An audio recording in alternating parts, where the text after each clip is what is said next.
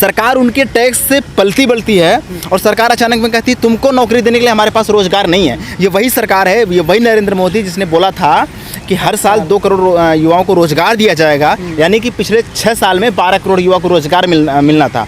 लेकिन तथ्य यह बताता है कि पिछले 6 सालों में 12 करोड़ लोगों की नौकरियां खत्म हो चुकी है।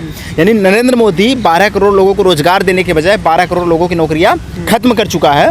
इस देश का जो प्रधानमंत्री है जो बाकायदा झूठ बोलता है। इस देश का जो जीडीपी है वो -23% तक आ चुका है और जो युवा बेरोजगारी दर है वो 24% तक चला गया है। यानी कि इस देश में बेरोजगारों को रहने के लिए कोई जगह नहीं है, बेरोजगार भूखा मरे। चूँकि सरकार चाहती है कि अगर आप तुम अनपढ़ रहोगे तभी तुम दंगा करोगे, अगर तुम अनपढ़ रहोगे तभी तुम क्या नाम है हिंदू मुस्लिम के बैनरी में फंस पाओगे, पढ़ो लिखोगे तो सरकार से सवाल करोगे। अब हम शिक्षा पर बात करेंगे, अब हम रोजगार पे बात करेंगे। मंदिर मस्जिद तुम अपने पास रखो और हमको चाहिए नौकरी और रोजगार की बात करो। तुम मुकदमों के दम पर मतलब सरकार बदल दोगे, मतलब कितनी मूर्खता की बात है। गुजरात सरकार ने नरेंद्र मोदी के खिलाफ लगे हुए कानून को वापस लिया, योगी आदित्यनाथ ने अपने खिलाफ लगे हुए कानून को वापस लिया और वो युवाओं पर कानून थोप रहे हैं, युवाओं पर दंगा फसाद करने का आरोप लगा रहे हैं। यह युवा जो पढ़ लिख करके राजनीति करता है, वह युवा जो आपके लिए लाठी खाया, वह युवा जो हिंदू मुस्लिम करने के लिए लाठी खाया, आज वो सड़क पर है क्योंकि उसको समझ में आ रहा है यार हिंदू मुस्लिम से पेट नहीं भरेगा, चाहिए रोजगार। 5 सितंबर को जो है थाली ताली बजा करके युवाओं ने विरोध दर्ज कराया था, किस तरह से देख रहे हैं अब इस सिनेरियो को आप? 4 सितंबर को फाइनेंस मिनिस्ट्री का एक मेमोरेंडम आया और उस मेमोरेंडम में कहा गया कि सरकार के पास फंड कम है, इसलिए फ़ंड को बचाने के लिए सरकारी विभागों से नई नियुक्तियों पर रोक लगा दी जाए। तो सरकारी विभाग जितने हैं इस देश में उनकी नई नियुक्तियों पर रोक लगा दी गई है, ये फाइनेंस मिनिस्ट्री का कहना है।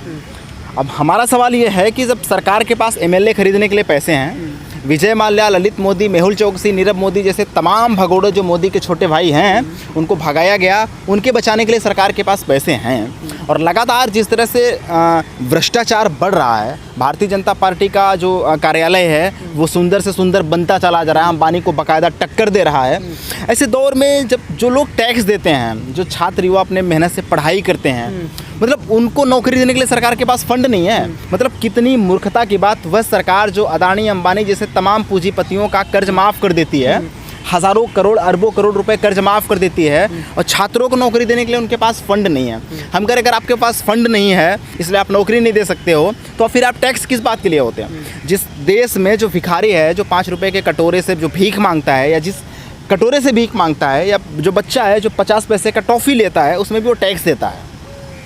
सरकार उनके टैक्स से पलती बलती है और सरकार अचानक में कहती है तुमको नौकरी देने के लिए हमारे पास रोजगार नहीं है। ये वही सरकार है, ये वही नरेंद्र मोदी जिसने बोला था कि हर साल 2 करोड़ युवाओं को रोजगार दिया जाएगा, यानी कि पिछले 6 साल में 12 करोड़ युवा को रोजगार मिलना था।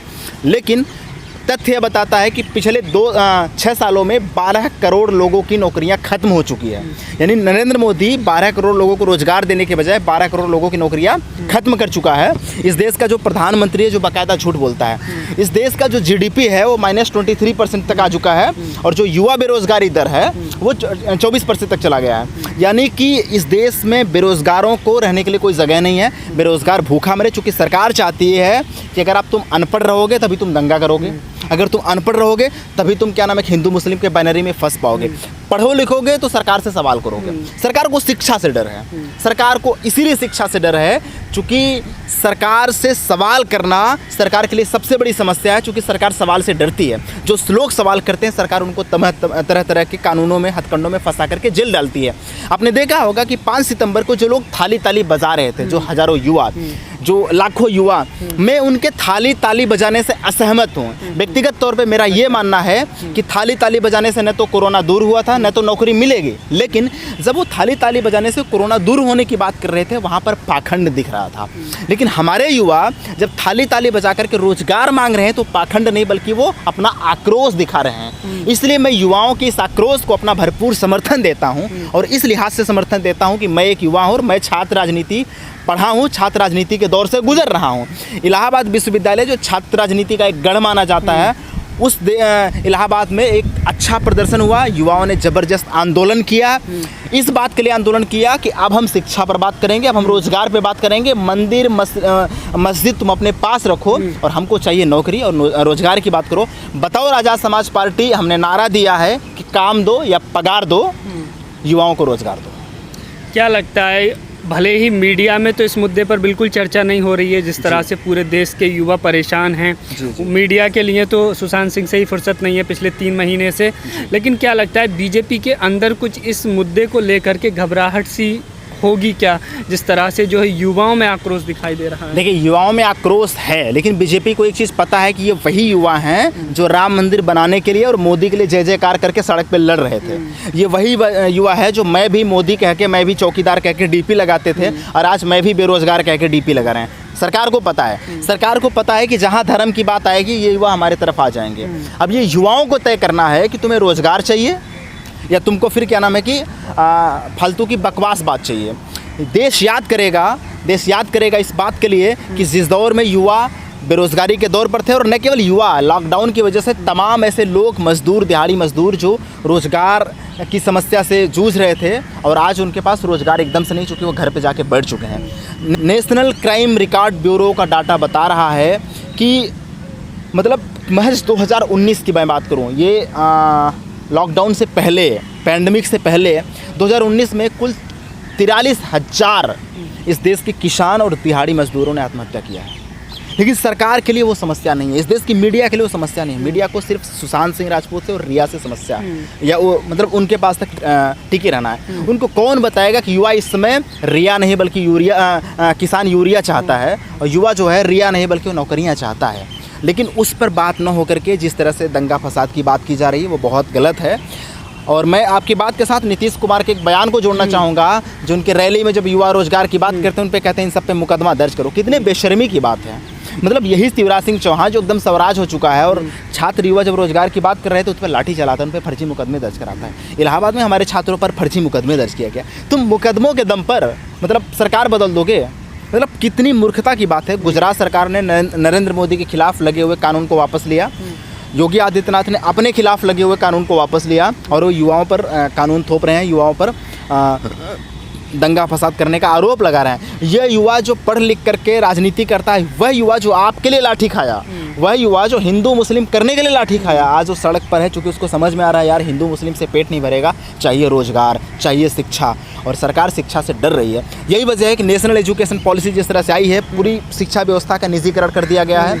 और मुझे अफसोस इस बात का है कि हमारे देश का जो राष्ट्रपति है वो पता नहीं पढ़े लिखे हैं कि नहीं पढ़े लिखे हैं, नेशनल एजुकेशन पॉलिसी पढ़ते हैं कि नहीं पढ़ते हैं, मतलब शेड्यूल कास्ट समाज से हैं लेकिन एकदम दलित बन चुके हैं, और वो कह रहे हैं कि इससे जो है कि आधुनिक सोच बढ़ेगा। मतलब क्या वैदिक सोच को आप आधुनिक सोच किस तरह से कह रहे हैं? वर्ण व्यवस्था जनित इस नेशनल एजुकेशन पॉलिसी को आप मॉडर्नाइजेशन की तरह से पेश कर रहे हो, दुखद है। निजीकरण पॉलिसी इस देश के गरीब, वंचित, शोषित समाज को शिक्षा व्यवस्था से दूर कर रहा है।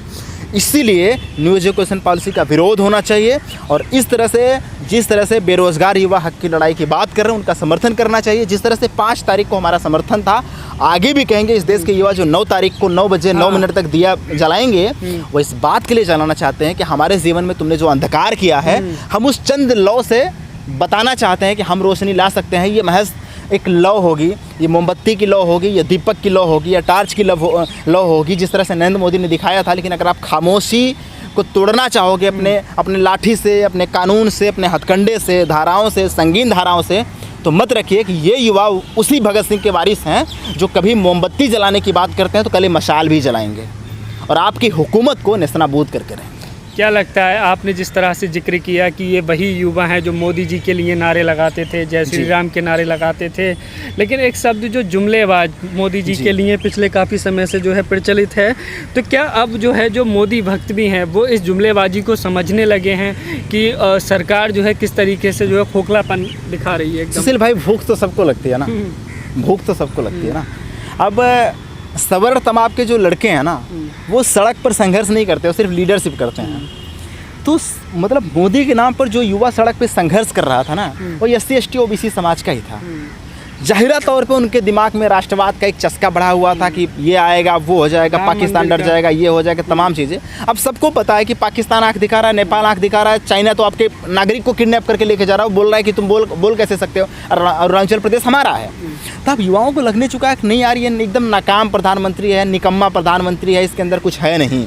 ये सिर्फ लोगों को हिंदू मुस्लिम के नाम पर अपनी सियासत को मजबूत कर रहा है और एक तबके के लोगों का कानून के लिए कानून व्यवस्था बनाया और एक तबके के लोगों का काम कर रहा है। इसकी जितनी बातें थे, ये जुमलेबाजी थी, और इस बात का इसका गृहमंत्री मानता है। इसलिए युवाओं को लगने लगा कि यार हमको पेट की बात करनी पड़ेगी, क्योंकि उसकी जो छोटी बहन है उसकी शादी करनी है, उसके जो बच्चे होंगे उनका पेट भरना है। जिस तरह से निजीकरण हो गया, बच्चों को स्कूल में पढ़ाना भी है। अब युवाओं को लगने लगा नहीं यार, जब तक ये चलता था फलाने ढकाने, जय श्री राम, ये फलाने ढकाने, अब उससे काम नहीं चलेगा, पेट की बात करनी चाहिए। इसलिए युवा जो है अब जो है नरेंद्र मोदी के हर चीज़ को डिसलाइक कर रहा है। केवल न नरेंद्र मोदी के, बल्कि अंजना ओम कश्यप से लेकर रूबिका लियाकत से लेकर सुधीर तिवारी से लेकर सारे वीडियोज़ में डिसलाइक की संख्या ज़्यादा आ रहा है।